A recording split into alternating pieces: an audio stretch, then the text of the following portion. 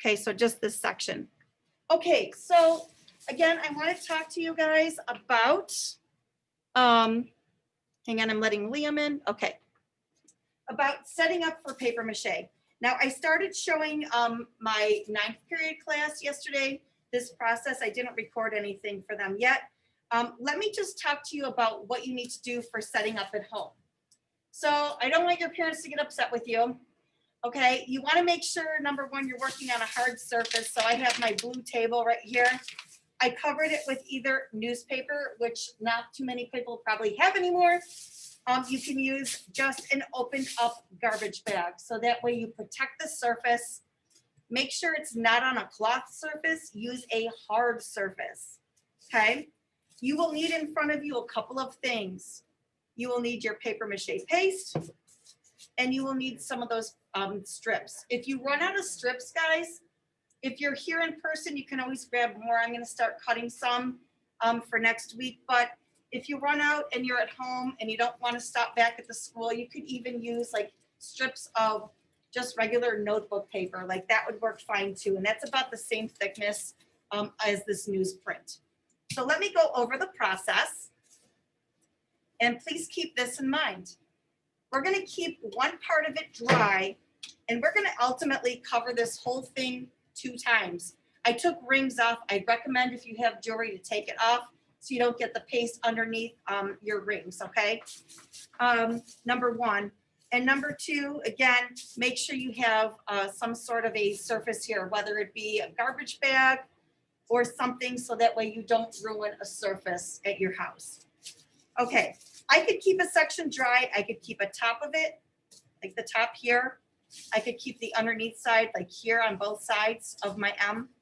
So that way it's dry to stand up on.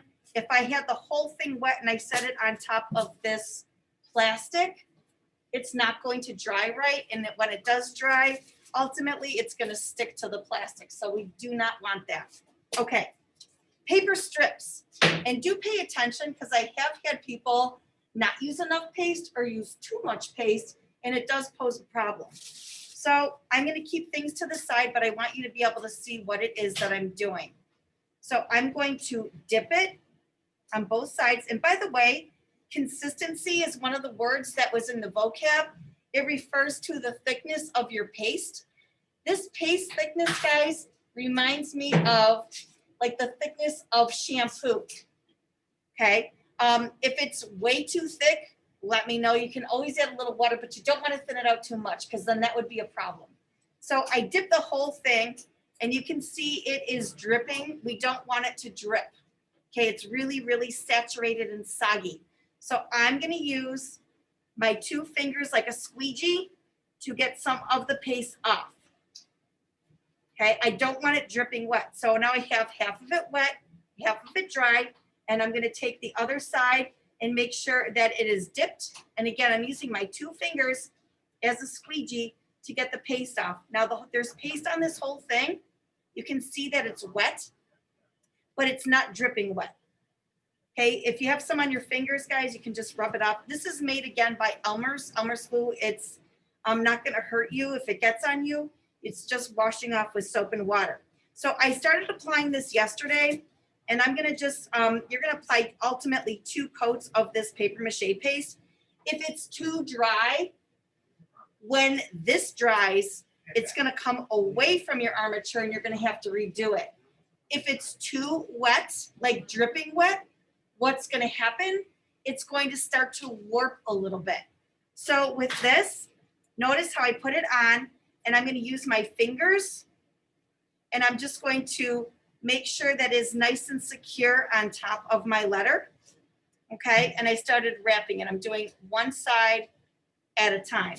So now that my fingers have a little paste on them, this is kind of what I like. I just kind of dip my finger in and it brings up one of the pieces of the newsprint so I don't get them all wet and gross at the same time. I don't mean gross. I just meant wet and sticky, because you don't want them to, you want to make sure you can use them, especially since you're going to need 2 coats. Okay, so now that I have my next strip, I'm going to slightly overlap. So notice like right here, you can see when it's wet, how much I overlapped. And let me just lift this.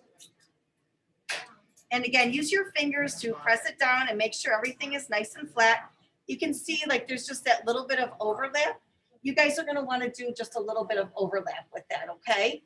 So you don't need too much, but you do need some.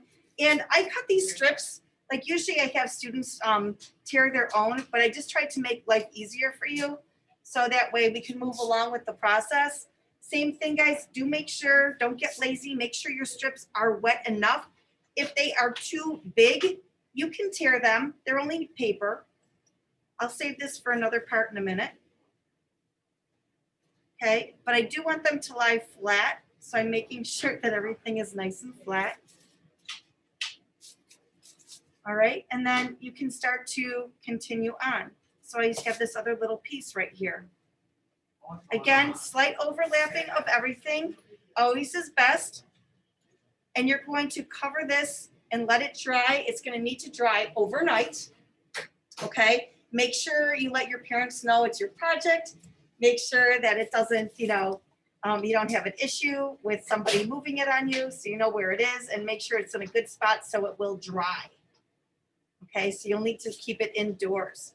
Now, when you are covering over areas, like I have some onto part of my side here, I can re-overlap, and that's absolutely fine to finish going around my side. The big thing is making sure that it does lie nice and flat. So you're going to want to just make sure that you go ahead and smooth it all out with your fingers.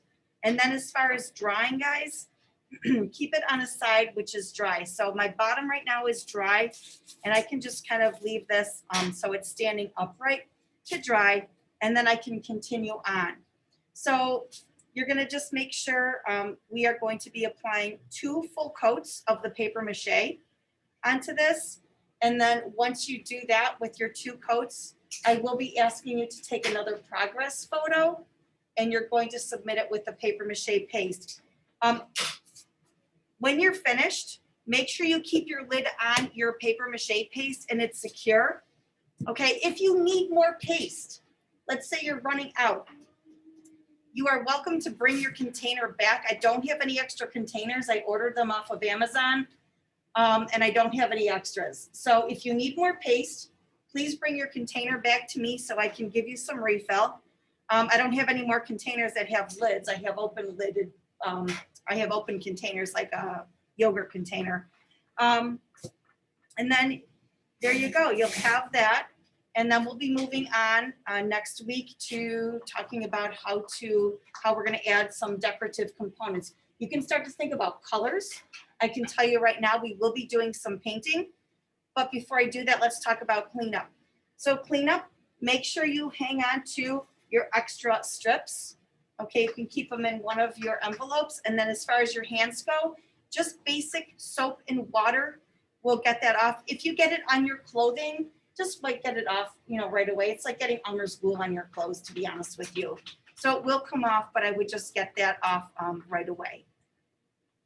Okay, and I am gonna stop recording this right now, this part of it. I'll pause.